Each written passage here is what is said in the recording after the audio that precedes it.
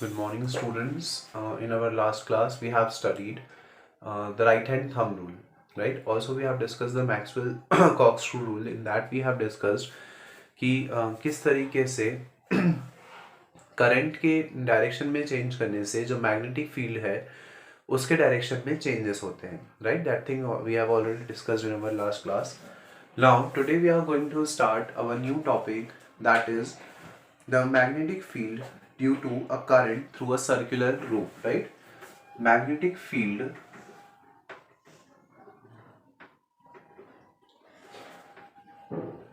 due to current through a circular loop. Basically मैंने एक wire का लूप बना लिया. लूप का मतलब होता है जब हम एक वायर को इस तरीके से सर्कल में फोल्ड करते जाते हैं तो उसको हम बोलते हैं लूप बनाना, राइट? सो हमने एक वायर का लूप बना लिया है और उस लूप में हम करंट फ्लो करवाएंगे. तब उस लूप में जो करंट फ्लो होगा उसके कारण जो मैग्नेटिक फील्ड प्रोड्यूस होगी, उस मैग्नेटिक फील्ड के बारे में हमको पढ़ना है कि किस तरीके से लूप में करंट फ्लो करवाने पे मैग्नेटिक फील्ड प्रोड्यूस होगी और किस डायरेक्शन में मैग्नेटिक फील्ड प्रोड्यूस होगी और किस तरीके से सारी चीजें हैं वो होंगी, राइट? सो इसके लिए सबसे पहले एक वायर मान लेते हैं. लेट ये हमारे पास कोई वायर हो गया. Let this be the wire, right? जिसको मैंने सर्कल शेप में फोल्ड कर दिया है जिससे कि वो लूप बन जाए. तो एक वायर लिया हमने, एक स्ट्रेट वायर, उसका हमने एक लूप बना लिया, उसको इस तरीके से सर्कुलर शेप में फोल्ड कर दिया है जिससे कि वो उसका एक लूप बन गया है. अब उस लूप में से मैं करंट फ्लो करवाऊंगा. ये मैंने मान लिया पॉजिटिव टर्मिनल. ये वाला है जो एंड है उसको मैंने बैटरी के पॉजिटिव टर्मिनल से कनेक्ट कर दिया है. दूसरे वाले एंड को मैंने बैटरी के नेगेटिव टर्मिनल से कनेक्ट कर दिया है. इसका मतलब इस लूप में जो करंट है वो इस डायरेक्शन में फ्लो हो रहा है, that is anti clockwise direction में जो करंट है वो फ्लो हो रहा है, राइट? सो बेसिकली इस लूप के अंदर से बुक में हमको जो लूप दिया हुआ है वो थोड़ा सा ओवल शेप का है, तो हम इसको ओवल शेप का बना लेते हैं, right? So that there might not be any kind of confusion. तो ये एक ओवल शेप का हमने लूप बना लिया जिसमें से ये हो गया पॉजिटिव टर्मिनल, ये हो गया नेगेटिव टर्मिनल. इसका मतलब इस पर्टिकुलर डायरेक्शन में जो करंट है वो फ्लो हो रहा है, like this as it is being shown in the figure here. Now इस लूप के कारण, इस लूप में करंट फ्लो होने के कारण जो मैग्नेटिक फील्ड प्रोड्यूस होगी वो किस तरीके से प्रोड्यूस होगी, जो मैग्नेटिक लाइंस ऑफ फोर्स है वो किस डायरेक्शन में पास होगी, ये सारी चीजें आपको यहाँ पे डिस्कस करनी है, राइट? सो सबसे पहले हम बात करते हैं पोल्स की. जो सर्कुलर एंड्स हैं बोथ साइड्स के, वहां पे जो मैग्नेटिक लाइंस ऑफ फोर्स हैं वो इस तरीके से कुछ पास होंगी, like this, right? Such that जो इधर वाला एंड है वो आपको मिल जाएगा north pole. This will be the north pole and this will be the south pole. So इस सर्कुलर लूप का कुछ इस तरीके से लाइंस ऑफ फोर्स पास होंगी कि वो नॉर्थ से साउथ की तरफ जाती है. तो आपको पता है जो एरोस लग जाएंगे वो इस तरफ से लग जाएंगे. इधर वाला एंड नॉर्थ एंड हो गया, ये साउथ एंड हो गया, और जो मैग्नेटिक लाइंस ऑफ फोर्स है वो नॉर्थ से साउथ में जा रही है. इसका मतलब जो एरो है वो क्लॉकवाइज डायरेक्शन में क्लॉकवाइज डायरेक्शन को रिप्रेजेंट करेगा, राइट? सिमिलरली यहाँ पर भी इस तरीके से सर्कुलर फॉर्म में ही कुछ लूप्स बन जाएंगे, कुछ मैग्नेटिक लाइंस ऑफ फोर्स आ जाएंगी, लाइक दिस. यहाँ पे भी नॉर्थ से साउथ में जा रही है लाइंस, तो it will look quite like this, right? So जो मैग्नेटिक लाइंस ऑफ फोर्स है वो कुछ इस तरीके से दिखेंगी as it is being shown here. Now जैसे जैसे इस सर्कुलर लूप की रेडियस बढ़ती जाएगी, मतलब जैसे जैसे आप सेंटर में आते जाओगे तो सेंटर मोस्ट में आपको एक straight magnetic line of force मिलेगी. तो सेंटर में हम आए, सेंटर में हमको एक स्ट्रेट लाइन मिली. ये हो गया नॉर्थ पोल, ये हो गया साउथ पोल. अब इस सेंटर से जैसे जैसे आप दूर जाते जाओगे वैसे वैसे इस तरीके से आपको circular magnetic lines of force जो है वो मिलेंगी, लाइक दिस, राइट?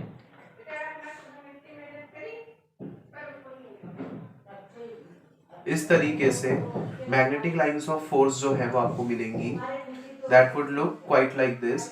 और नॉर्थ से साउथ में जो मैग्नेटिक लाइंस ऑफ फोर्स जो है वो जाएंगी, so the arrow will represent me the direction of the magnetic lines of force that they are going from north to south. north से south में जो magnetic lines of force है वो जा रही है, as it is being shown here in the diagram. So इस तरीके से एक सर्कुलर लूप में करंट फ्लो करवाने के कारण जो मैग्नेटिक लाइंस ऑफ फोर्स हैं वो डेवलप हो रही है। और चूंकि ये magnetic lines of force magnetic lines of force produce हो रही है, इसका मतलब क्या कि आसपास में मैग्नेटिक फील्ड जो है वो प्रोड्यूस हो रही है, राइट। मैग्नेटिक फील्ड किस तरीके से प्रोड्यूस हो रही है कि ये वाला जो एंड है वो नॉर्थ एंड की तरह बिहेव कर रहा है और ये वाला जो एंड है वो साउथ एंड की तरह बिहेव कर रहा है या साउथ पोल की तरह बिहेव कर रहा है, वी कैन से, राइट। अच्छा, ये चीज तब जब मैंने मान लिया कि सर्कुलर लूप में केवल एक टर्न है, मतलब मैंने वायर लिया, उससे मैंने केवल एक सर्कल रोल किया। तो जब केवल मैं एक नंबर ऑफ टर्न ले रहा हूं तो उसके कारण जो मैग्नेटिक फील्ड प्रोड्यूस हुई उसको मैंने मान लिया, मैग्नेटिक फील्ड को बी से डिनोट करते हैं। ये जो सिंबल है ये वेक्टर का सिंबल है, ये चीज आप आगे की क्लासेस में पढ़ेंगे। ये एक नंबर ऑफ टर्न के लिए मैग्नेटिक फील्ड जो प्रोड्यूस हुई है उसको मैंने मान लिया बी वेक्टर। अगर ऐसे एन नंबर ऑफ टर्न्स हैं तो जो टोटल मैग्नेटिक फील्ड प्रोड्यूस होगी उसकी इंटेंसिटी कितनी हो जाएगी, एन बी। मतलब ऑब्वियस ही बात है, अगर एक वायर के लिए 1 टेस्ला मैग्नेटिक फील्ड प्रोड्यूस हो रही है तो ऐसे 10 टर्न्स अगर मैं मानूंगा वायर के तो उसके कारण 10 टेस्ला मैग्नेटिक फील्ड जो है वो प्रोड्यूस होगी। So we can just simply say that just अगर नंबर ऑफ टर्न्स आप बढ़ाते जाओगे, मतलब वायर को आप जितना ज्यादा रोल करते जाओगे उतनी ज्यादा मैग्नेटिक फील्ड जो है वो प्रोड्यूस होगी, राइट। सो इस तरीके से हम एक समझ सकते हैं कि एक सर्कुलर रूप में जो मैग्नेटिक फील्ड होगी वो किस तरीके से प्रोड्यूस होगी अगर हम उसमें करंट फ्लो करवाते हैं तो, राइट। ऑल्सो फ्लेमिंग जो राइट हैंड थंब रूल हमने पढ़ा है उस रूल की हेल्प से हम किसी भी पॉइंट पे मैग्नेटिक फील्ड का डायरेक्शन जो है वो निकाल सकते हैं with the help of that right hand thumb rule, right. So this is particularly the topic that all the things we have to study in this topic. Now, proceeding ahead, our next topic is magnetic field due to a current in a solenoid, right? So, अब हमको पढ़ना है कि एक solenoid में magnetic field किस तरीके से प्रोड्यूस होती है। Magnetic field due to a current in a solenoid, एक सोलेनॉइड में किस तरीके से मैग्नेटिक फील्ड प्रोड्यूस होगी ये चीज हमको समझनी है। सो सबसे पहले हम लोग समझते हैं कि सोलेनॉइड का मतलब होता क्या है, right. Basically we should know that what do we exactly mean by the term solenoid. तो अगर मैं सोलेनॉइड की बात करूं कि सोलेनॉइड एक्चुअल में होता क्या है, सो सोलेनॉइड इज नथिंग, मैंने एक इंसुलेटेड कॉपर वायर लिया। इंसुलेटेड कॉपर वायर लेने का मतलब एक कॉपर का वायर जिसके ऊपर रबर की कोटिंग है, that wire is said to be the insulated copper wire, जो नॉर्मल वायरिंग हमारे घरों में होती है। एक नॉर्मल कॉपर वायर मैंने लिया, उसको मैंने इस तरीके से टर्न कर दिया, राइट। अगर मैं उसको इस तरीके से टर्न कर देता हूँ, so we have taken an insulated copper wire, अगर हमने उसको इस तरीके से टर्न कर दिया है तो ये जो डिवाइस आपके पास बना है उसको हम क्या बोलेंगे, सोलेनॉइड, राइट। सो जब हम एक कॉपर वायर को टर्न कर देते हैं, so the device that we are getting here is called the solenoid. अगर मैं इस सोलेनॉइड को बैटरी से कनेक्ट कर दूं, इस सोलेनॉइड को अगर हम एक की हेल्प से बैटरी से कनेक्ट कर देते हैं लाइक दिस, तो ऑब्वियस ही बात है इस सोलेनॉइड में से करंट फ्लो होगा, राइट। ये हो गया पॉजिटिव टर्मिनल, ये हो गया नेगेटिव टर्मिनल। जो करंट है वो पॉजिटिव से नेगेटिव की तरफ फ्लो हो रहा है, that is being represented here, right. So just हमने एक सोलेनॉइड लिया, उस सोलेनॉइड में से हम करंट फ्लो करवा रहे हैं। जब हम एक सोलेनॉइड में से करंट फ्लो करवाते हैं तो ये जो सोलेनॉइड है वो as a conductor as a magnet behave करने लग जाता है, राइट। मतलब कि अगर मैं इस वायर के सोलेनॉइड में से अगर मैं करंट फ्लो करवाऊंगा तो ये जो सोलेनॉइड है वो एक मैग्नेट की तरह बिहेव करने लग जाता है और इस सोलेनॉइड का एक एंड जो है वो नॉर्थ पोल बन जाएगा और दूसरा एंड जो है वो साउथ पोल बन जाएगा, राइट। और अगर ये एक मैग्नेट की तरह बिहेव कर रहा है और अगर इसका एक एंड नॉर्थ पोल और दूसरा एंड साउथ पोल बन गया, तो यहाँ पे जो मैग्नेटिक लाइंस ऑफ फोर्स होंगी वो उसी तरीके से फॉर्म होंगी जैसे एक मैग्नेट में होती है, राइट। आपको पता है एक नॉर्मल मैग्नेट में जो मैग्नेटिक लाइंस ऑफ फोर्स होती हैं वो किस तरीके से होती है, it looks like this, north से इमर्ज होती है और साउथ की तरफ जाती है इस तरीके से, और इस तरीके से जो सर्कुलर लूप्स हैं वो बनते हैं, right. So this is the way by which the magnetic lines of force will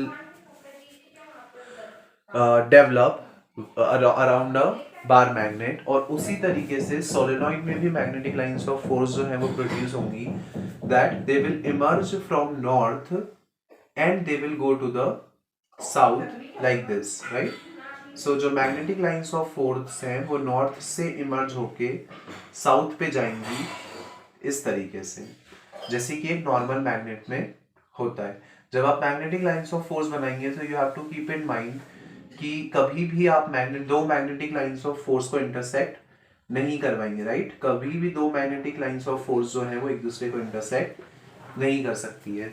so this is the figure that is representing the magnetic lines of force due to current in a solenoid. एक solenoid में किस तरीके से current जो है वो flow होगा, it can be represented with the help of the diagram that is being shown here, right। चूंकि सोलेनॉइड एक मैग्नेट की तरह बिहेव कर रहा है और अगर वो एक मैग्नेट की तरह बिहेव कर रहा है तो उसके अराउंड जो मैग्नेटिक फील्ड प्रोड्यूस होगी वो वैसी ही होगी जैसे कि एक नॉर्मल मैग्नेट के अराउंड होती है। अच्छा, ये तो मैंने एक नॉर्मल वायर ले लिया, उसको इस तरीके से बाउंड कर दिया और सोलेनॉइड बन गया है। अगर मैं इसका मैग्नेटिज्म बढ़ाना चाहता हूं तो इसका मैग्नेटिज्म बढ़ाने के लिए हम क्या करते हैं, हमने एक सिलेंडर लिया,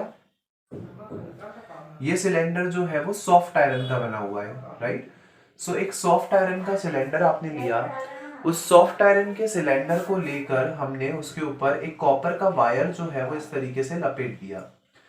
सो मैंने एक नॉर्मल कॉपर का सिलेंडर लिया, सॉफ्ट आयरन का सिलेंडर लिया है, उस नॉर्मल सॉफ्ट आयरन के सिलेंडर पे मैंने इस तरीके से कॉपर वायर को बाउंड कर दिया। अभी ये जो बना है इसको भी हम सोलेनॉइड ही बोलेंगे।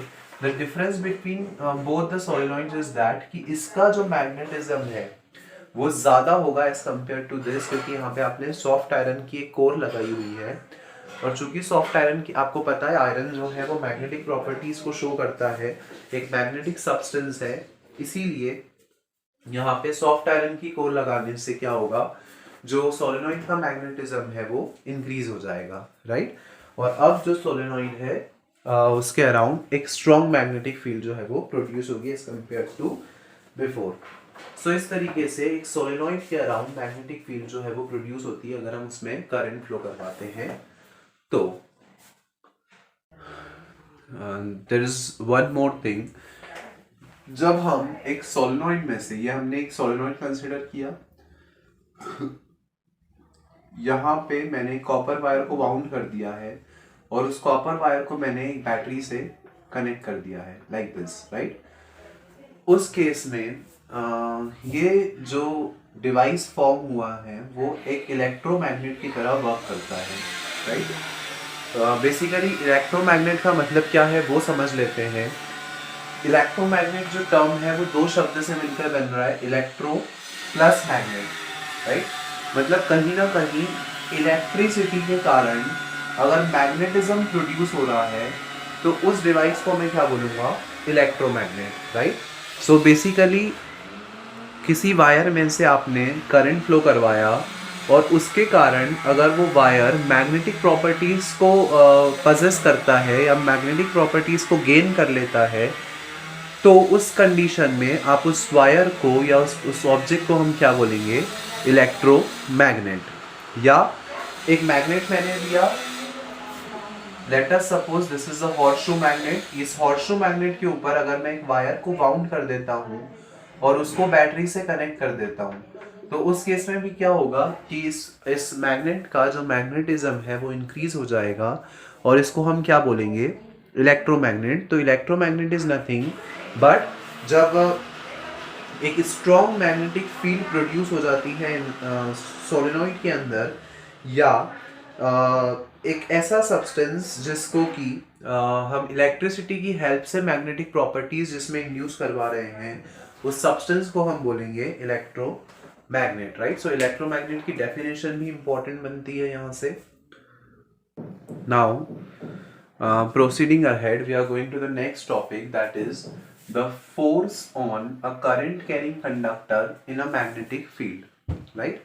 मतलब कि अगर मैं करंट कैरिंग कंडक्टर को एक कंडक्टर लूं, उसमें अगर मैं करंट फ्लो करवा रहा हूं, तो उस कंडक्टर में करंट फ्लो करवाने से और उसको मैंने मैग्नेटिक फील्ड में रख दिया। हमने एक कंडक्टर लिया, उसमें हम करंट फ्लो करवा रहे हैं और उस कंडक्टर को हमने एक मैग्नेटिक फील्ड में रख दिया है, राइट। तो जब आपने उस कंडक्टर को एक मैग्नेटिक फील्ड में रखा, तो उस पर किस तरीके का फोर्स वर्क होगा और वो फोर्स किस तरीके से उस कंडक्टर प्लेट को और मैग्नेटिक फील्ड को इन्फ्लुएंस करेगा, ये सारी चीज़ें हमको यहाँ पे डिस्कस करनी है, राइट।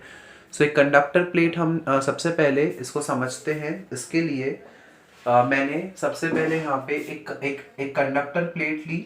मैंने मान लिया कि ये एक एल्यूमिनियम की प्लेट है, जिसकी एक एंड को मैंने बैटरी के नेगेटिव टर्मिनल से कनेक्ट कर दिया और दूसरे एंड को मैंने बैटरी के पॉजिटिव टर्मिनल से कनेक्ट कर दिया है, राइट। तो एक वायर के थ्रू इसको मैंने बैटरी के नेगेटिव टर्मिनल से, और ये जो दूसरा वाला एंड है उसको मैंने बैटरी के पॉजिटिव टर्मिनल से इस तरीके से कनेक्ट कर दिया, राइट।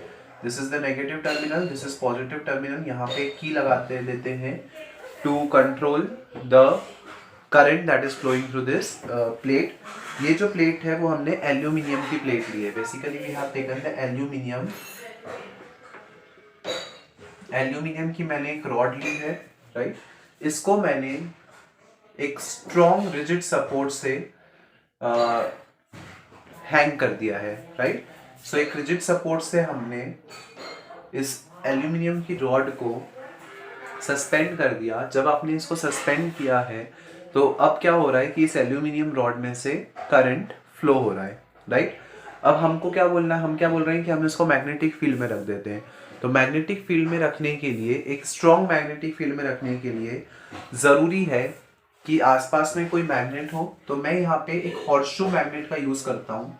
मैंने क्या किया, इस एल्यूमिनियम रॉड के पास में एक हॉर्सशू मैग्नेट रख दिया, सच दैट इसका एक पोल इस रॉड के नीचे हो। बेसिकली नॉर्थ पोल जो है वो रॉड के नीचे है और ये जो साउथ पोल है वो इस रॉड के ऊपर है, राइट। तो इस तरीके से हमने एक मैग्नेट को यहाँ पे प्लेस कर दिया है, such that the north pole is below the aluminium rod and the south pole is above the aluminium rod as it is being shown here, right. Now अब इस कंडीशन में आप ऑब्जर्व करेंगे कि ये जो मैग्नेट है ये इस एल्यूमिनियम रॉड को अपनी तरफ अट्रैक्ट करने की कोशिश करेगा।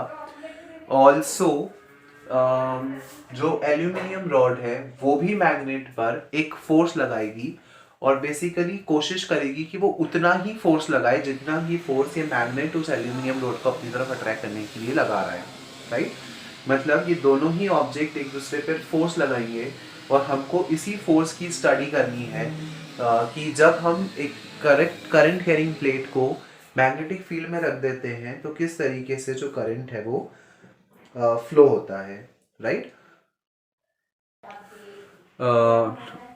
नाउ अब होगा क्या कि चूंकि मैग्नेट का मैग्नेटिज्म जो है वो ज़्यादा है और एल्यूमिनियम एक मैग्नेटिक सब्सटेंस है, इसलिए ये जो मैग्नेट है वो एल्यूमिनियम को अपनी तरफ अट्रैक्ट करने की कोशिश करेगा और वो उसके कारण इस जो मैग्नेटिक रॉड आपने ली है, जो एल्यूमिनियम रॉड आपने ली है उसका डिस्प्लेसमेंट होगा, राइट। और हम ये कंक्लूड कर सकते हैं यहाँ से कि अगर एल्यूमिनियम रॉड का डिस्प्लेसमेंट हो रहा है, इसका मतलब कि जो मैग्नेट है वो इस पर एक फोर्स अप्लाई कर रहा है। ऑल्सो एक चीज़ यहाँ से हम ऑब्जर्व कर सकते हैं इस एक्टिविटी की हेल्प से, अगर मैं यहाँ से इस बैटरी के टर्मिनल्स को इंटरचेंज कर दूँ, मतलब ये पॉजिटिव टर्मिनल और ये नेगेटिव टर्मिनल ले लूँ, तो उस कंडीशन में इस रॉड का जो डिस्प्लेसमेंट है वो अल्टरनेट ऑर्डर हो जाता है। मतलब कि अगर वो पहले अट्रैक्ट हो रही थी तो अब वो रिपेल होगी। इसका मतलब आप ये बोल सकते हो कि चूंकि इसमें इलेक्ट्रिक करंट फ्लो हो रहा है, इलेक्ट्रिक करंट फ्लो होने के कारण ये एक मैग्नेटिक बिहेवियर शो करने लगता है, और मैग्नेटिक बिहेवियर शो करने के साथ साथ यहाँ पे एक पोल बन जाएगा। और मान लीजिए ये नॉर्थ पोल है, ये नॉर्थ पोल है, तो ये दोनों एक दूसरे को रिपेल करेंगे, जिसके कारण ये पीछे जा रहा है। और जब आपने टर्मिनल्स चेंज कर दिए बैटरी के, तो टर्मिनल्स चेंज करने से क्या हुआ, पहले अगर यहाँ पे नॉर्थ पोल बन रहा था तो अब यहाँ पे साउथ पोल बनेगा, और साउथ पोल बनने के कारण ये जो नॉर्थ पोल है ये साउथ पोल को अपनी तरफ अट्रैक्ट करेगा, और ये जो मैग्नेट है वो इस डायरेक्शन में डिस्प्लेस होगा। सो इस कारण से बैटरी के टर्मिनल्स को चेंज करने पर जो रॉड है, एल्यूमिनियम रॉड, उसमें उसके डायरेक्शन में चेंज जो है वो हमको देखने को मिलता है, राइट। नाउ किस तरीके से इलेक्ट्रिसिटी के डायरेक्शन में चेंज करने से मैग्नेटिक फील्ड के डायरेक्शन में चेंज होगा, कौन कौन से वो फैक्टर्स होते हैं जो करंट के डायरेक्शन को और मैग्नेटिक फील्ड के डायरेक्शन को अफेक्ट करते हैं, ये सारी चीज़ें हम लोग पढ़ेंगे later on in this chapter. Basically इसको एक्सप्लेन किया गया था फ्लेमिंग के द्वारा। फ्लेमिंग ने एक लेफ्ट हैंड रूल दिया था, हम लोग already right hand thumb rule पढ़ चुके हैं, मैक्सवेल का कॉक्स-टू रूल पढ़ चुके हैं। The next topic would be the Fleming's left hand rule. Fleming ने लेफ्ट हैंड रूल की हेल्प से समझाया था कि किन कंडीशंस में जो फोर्स है उसका डायरेक्शन क्या होगा, करंट का डायरेक्शन क्या होगा, और मैग्नेटिक फील्ड का डायरेक्शन क्या होगा। That is the most important topic of this chapter, right. So that's all for today's class, students. The Fleming's left hand rule we are going to discuss in our next class. So वहाँ से हमको काफ़ी सारी चीज़ें और समझ में आएंगी about this topic as well. So that's all for today. The further topics we are going to discuss in our next class. Thank you.